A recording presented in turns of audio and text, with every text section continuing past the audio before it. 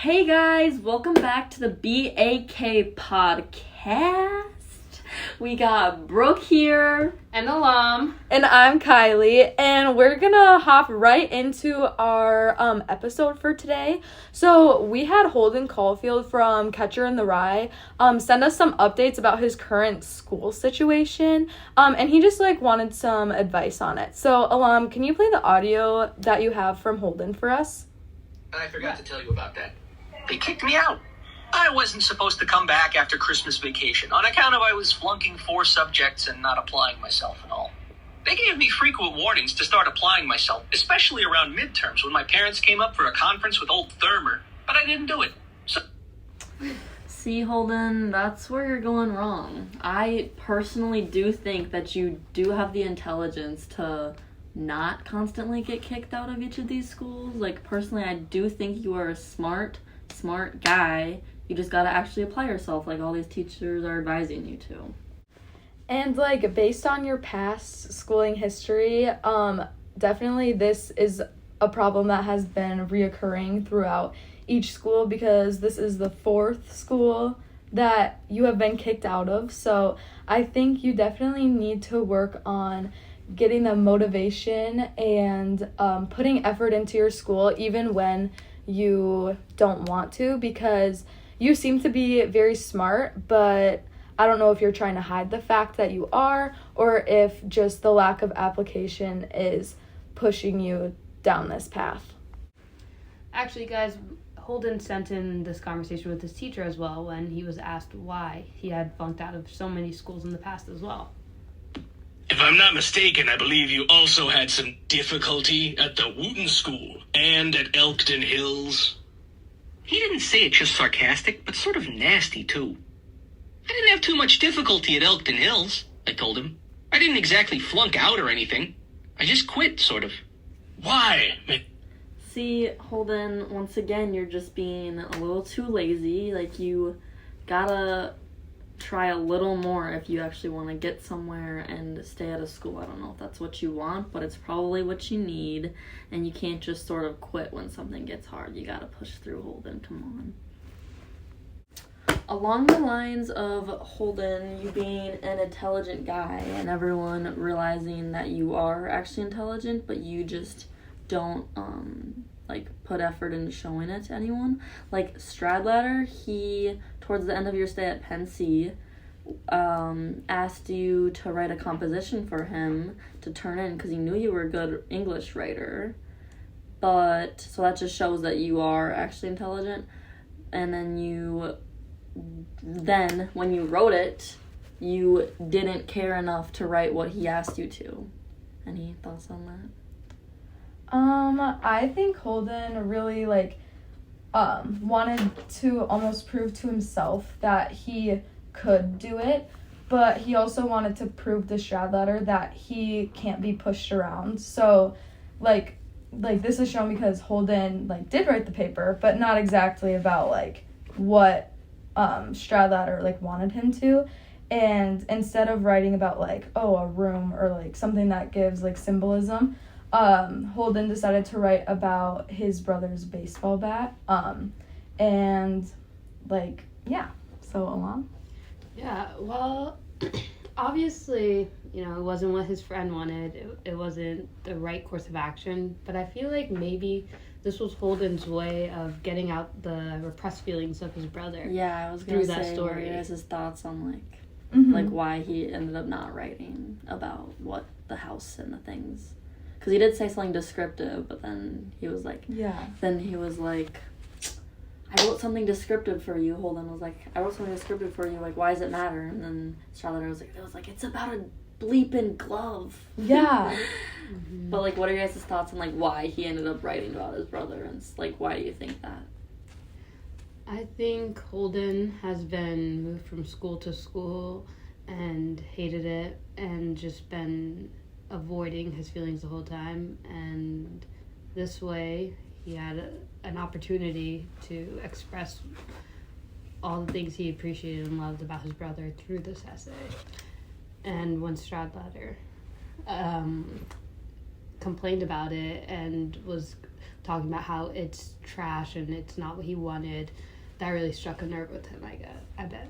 Yeah, and like Alam and Brooke were saying, I think that Holden kind of like has finally come to a point where he can like take out or like give off these feelings or take them off his chest and take these repressed feelings like off of his mind. Sort of like a little bit of therapy. Yeah, because like as we can see, like I mean at the beginning of the book we haven't really we don't know much about his family and his like life leading up to this point where he is at Pensy, but we do know that he may have not always had the most stable relationship with his parents, and now he's kind of letting us in on how his brother had died and how much his brother really did mean to him. And so I think it was just a good way for him to finally get some of those things off of his chest and to be able to possibly like move past some of those feelings in a way. So yeah, you can kind of see how his little brother's death does link to a lot of different things throughout the whole book.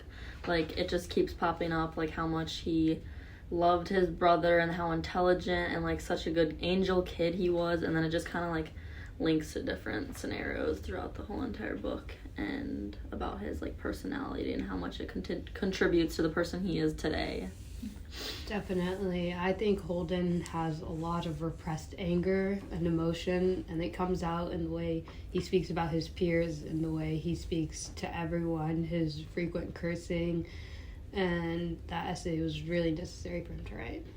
Yeah, and kind of just like wrapping this up, if you guys don't have anything else to say, I think like also going back to what Brooke and Alam said is that it does bring out like his very like protective and passionate side of his character and of his like personality traits, because as we see like he does get like he like does have a lot of repressed anger, but also that anger is stemmed from like his protectiveness and his passionate like characteristics. Yes. And then if you guys are done with talking about that topic, do you guys want to move on to, we have a couple of the topics here. We could either talk about like a good one would probably be what are the characteristics that you guys think Stradlater brings out of Holden? Yeah. If you guys have noticed that. Anyone want to start? If not, I can. Go ahead, Brooke. I think you got this. So personally, I do think that it's a little pattern of he just shows some characters that Stradlater brings out is kind of like his aggression and like impulsive issues, and it just like shows that whenever he gets mad or angry, he kind of just like blacks out and forgets. And I do have some quotes that Holden did say in the book that kind of shows that. I don't think you have it on there. I think that he didn't send this one. I just found it in the book. He says on page 49, the next part I don't remember so hot. All I know is I got up from the bed like I was going to the can or something, and then I tried to sock him.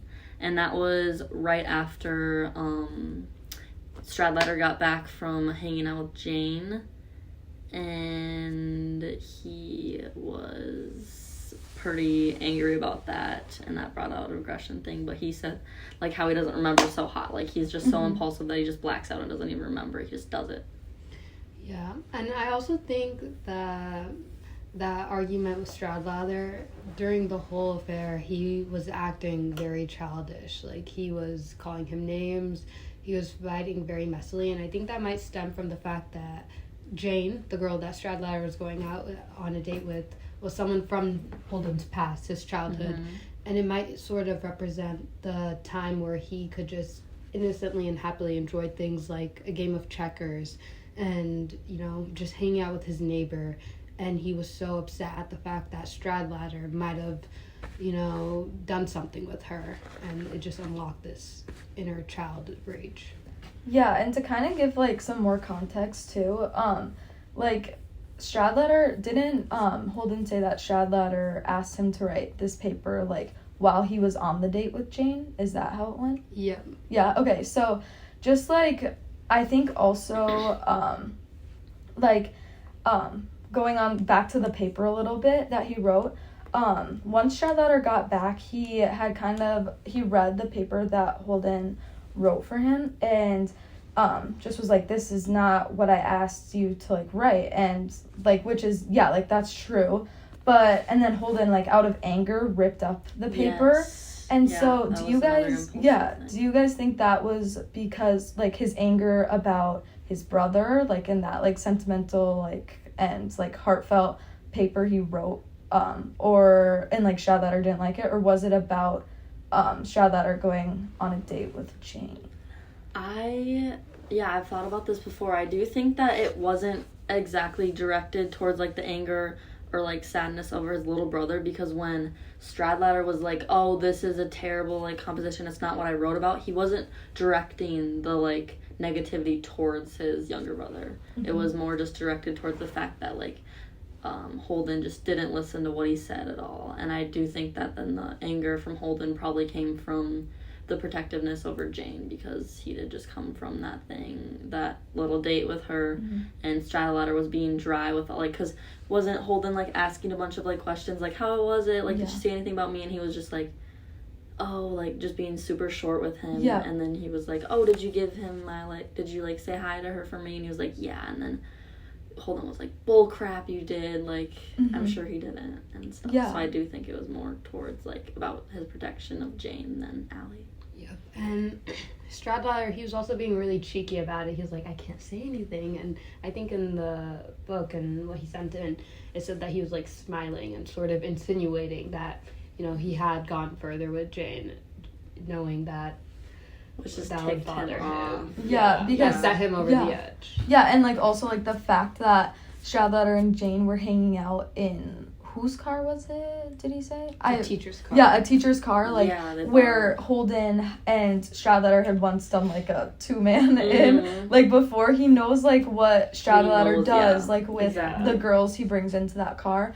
So I think, like, that also, like, tying back to, like, the protectiveness of his, like, character, like, it brings us back to, like, that characteristic about him, like, being protective. He's super protective over Jane and stuff. So, yeah, do you guys have anything else to, like, wrap this episode up? One last thing I did want to mention is just that, like, obviously brings out aggression and everything, Stradlater does from Holden, but lastly, I think it brings out a careless part of him. Because I have another quote, page 51. It says, like, this is right after Holden just got beat up from Stradlater, because he obviously tried to sock Stradlater in the face, and Stradlater gave him it back, and he said, I didn't even bother to get up, I just lay there on the floor for a while and kept calling him a moron. I was so mad I was practically bawling, which once again just shows his anger got the best of him. He's literally just sitting there and just accepting, like, whatever defeat he's got, and still just going at it and calling him a moron. Like, you clearly just don't care.